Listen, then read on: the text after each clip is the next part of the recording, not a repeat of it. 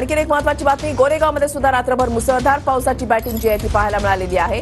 Western express हायवेवरील Oberoi mall जवळील रस्त्यावर पाणी साचलेलं आहे। महत्त्वाची बातमी आपण पाहता, ही रात्रीच्या वेळची दृश्य आपण पाहता, ही गाडी जी आहे ती अर्ध्यापेक्षा जास्त पाण्याखाली गेलेली आहे। अनेक गाड्या ज्या आहेत त्या बंद पडल्या। मुंबईत रात्रीपासून कोसळत असलेल्या मुसळधार पावसामुळे मुंबईतील रस्त्यांमध्ये जे आहे मोठ्या प्रमाणात पाणी साचलेलं आहे।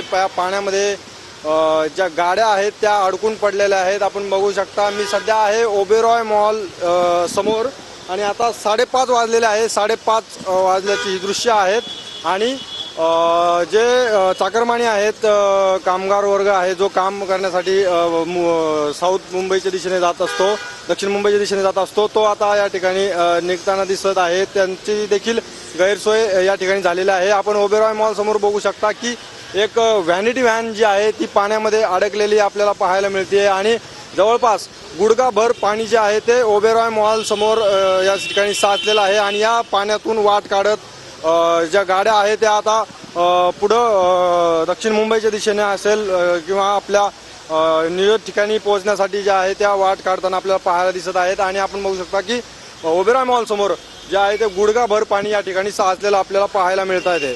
कॅमेरामन मिलिंदसह मी संदीप जाधव, TV9 मराठी, मुंबई।